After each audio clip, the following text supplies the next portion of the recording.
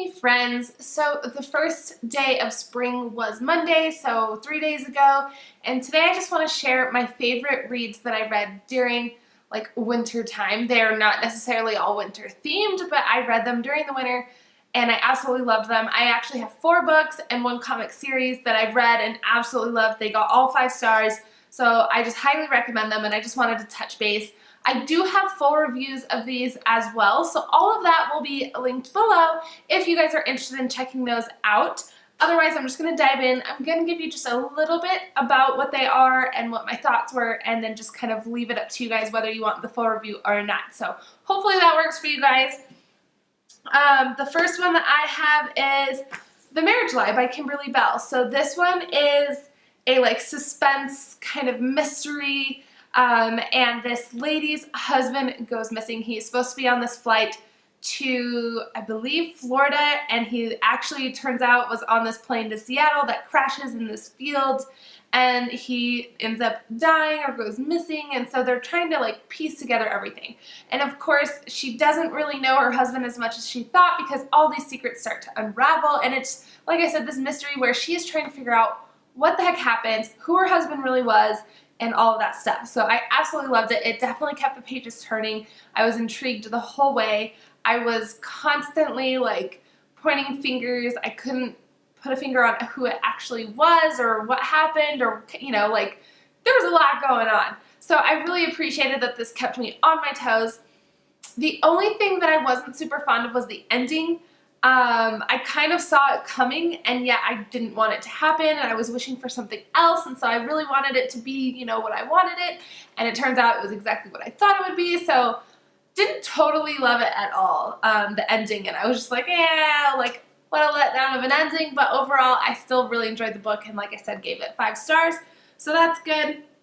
If you guys are looking for a suspenseful read and a good mystery and all that jazz, definitely check it out, because I loved the play on her not being able to really know who her husband was, even though they were married for a very long time. The next one was one that I was so pleasantly surprised with, and it is On Serpentine Lane by Eleanor Lippman. This was sent to me by HMH Books for a review, and I had never read an Eleanor Lippman book before, and I had no idea about this book going into it, and when I started reading it, I fell in love with it. The story is not anything super amazing. It's about this girl who ends up moving back to her hometown, and she's working at the high school that she went to, and she writes thank you notes for people who make donations and all of that good stuff. And her fiance decides to take this walk across the US to find himself, and just things kind of start to play off of that relationship, and she's trying to figure out who she is. She ends up buying this cute little bungalow, and with that comes its own set of mystery and challenges, and then a little budding romance happens with her office mate. And so I think the most fantastic thing about this book was the characters and the dialogue. They felt so real, they felt down to earth, they felt like it was somebody you could really know, and every single character was fantastic. One didn't stand out more than the other, and even our main character and our secondary characters were all, I felt equal. You got to know them all just as good, and I just really loved it, and the dialogue was so witty and entertaining and charming, and I absolutely loved this. Like I said, it was a pleasant surprise to read and just fall in love so quickly with it. So definitely check this out if you guys are just looking for something this spring or summer, just a great little beach read. This is it. So moving on, the next one is one I just finished, absolutely loves. I cannot get enough of this world. It is the spin-off book of the first one. The first one was called Southern Solstice. This is Southernmost. It's by Sarah Sadler, and 1, the covers are always gorgeous. 2, the writing is just fantastic, and the worlds just suck you in. You just fall in love with all the characters, and this one really surprisingly changed my mind about a few characters from the first one. So like I said, this can be read as a standalone, but it's a great spin-off of the first book, so I highly recommend reading that first, so you just have a little bit more backstory. But on this one, we follow this girl, Kayla, who has a relationship and a daughter with this guy named Jackson, who's from the first book, and he gives her this ultimatum to bring the daughter down from Alabama to Charleston, or he's basically going to cut her off. And so she ends up moving, and she's trying to find herself in this crazy world and just kind of figure things out and make a home for her daughter and try to patch things up with Jackson, and a lot of stuff happens. So there's a lot of family drama, there's relationship drama, there's like work drama, so there's all this stuff, but it's never overwhelming and it is so fantastic. I fell in love with Kayla and her daughter, and of course there are some supporting characters, Lil and Martha, who I just absolutely adore. I cannot get enough of Lil. She is hilarious and such a little firecracker, and I love her.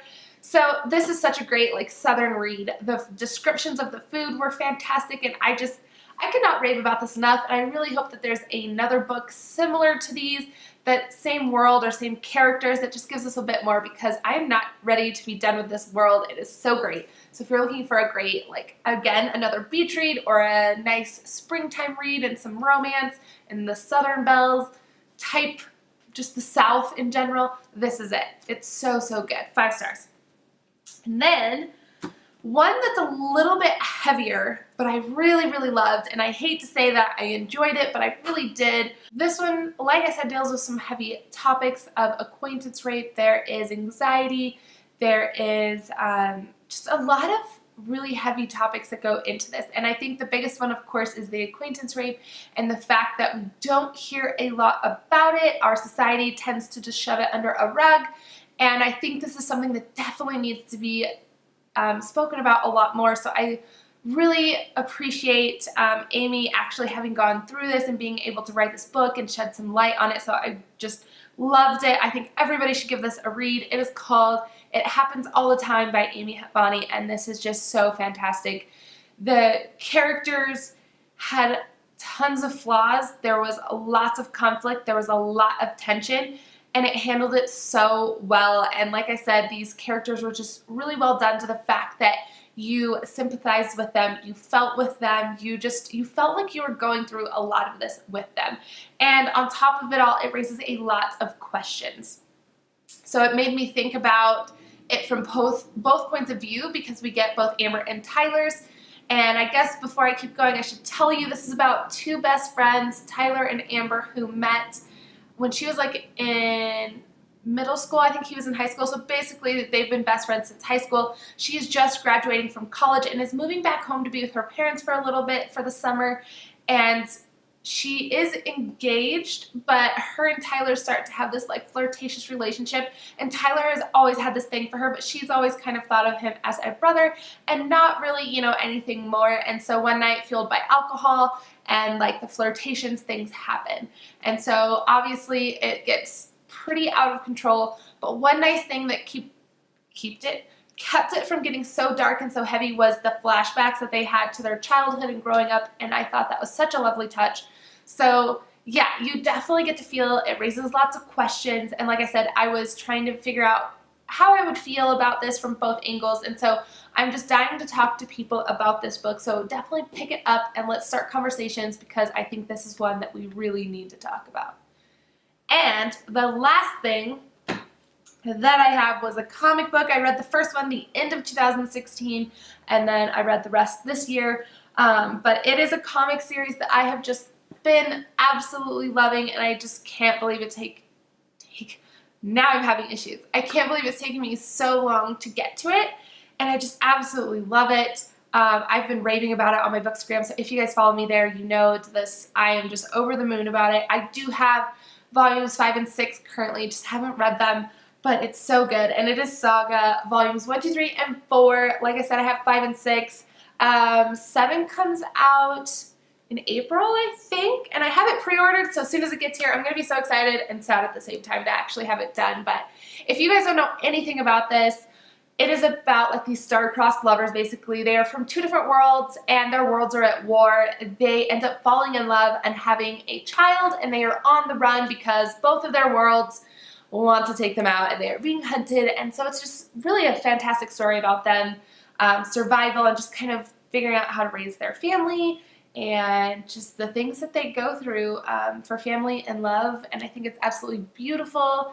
It is just, it's like a futuristic, like Romeo and Juliet kind of, and I just love the story, but there's so much more to it too. Their daughter narrates the story, which is such an incredible like feature to this, and I think it was the third or the fourth one, and her voice was so strong, and I just fell in love even more. Like each issue gets better and better and better, and I'm just obsessed with it. So those are all the reads that I read. Okay, not all the reads, but they're my favorite reads that I read this winter. If you guys have read any of these, definitely comment below, let me know what you thought about it, or let me know what your favorite winter read was too. I would love to hear. So thank you guys so much for tuning in, and I will see you guys later. Bye, you guys.